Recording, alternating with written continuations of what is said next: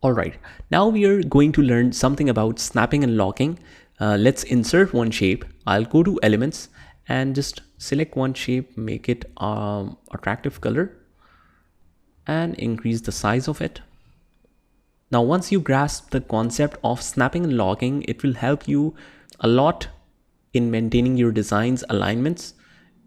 If you have some complex design and you don't want the shape to move out from their position when you're working on some other elements, sometimes the objects or shapes slips down from its area. So you need to lock it that, especially if you have some complex designs, right? So let's say this shape, if I move it around, it will show you different positions on different points. That, for example, this is the center of this design, and this is the center from the bottom here as well. Like on this position, this is the center as well, and this is the center of the page. So this is indicating that this is some of the rulers that is automatically enabled, which is indicating the different positions in the design or in your canvas. Now, for example, if I want this shape to exactly snap between that middle, it will show you up here that this is the exact middle of the full canvas or your blank page. So you can snap it anywhere you want. You can snap it to the center, you can snap it to the corners, and it will indicate automatically enabled. So basically this is the hidden ruler guides that will automatically guide you as you move around. Now, for example, if I make a copy of it and let's choose a different color for it. Now let's say if I want to exactly align, the shape is something like here and this shape is here.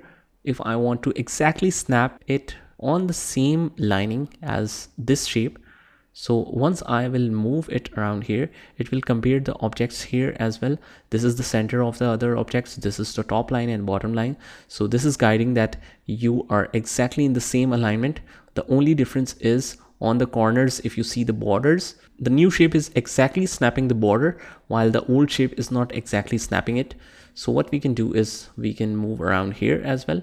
Now both of these are snapping exact to the page corners, which is perfect. So this guide is essential to perfectly align your objects and text within your design. Although you're just on the starter point, but I'm explaining in detail about all this, that when designers use these features professionally, it is very important that every object and sizes and text are in the perfect alignment for their design. Now, once you have carefully designed and aligned all of your shapes and text on the positions, like I said, you don't want it to drag a little bit when you're making your other designs.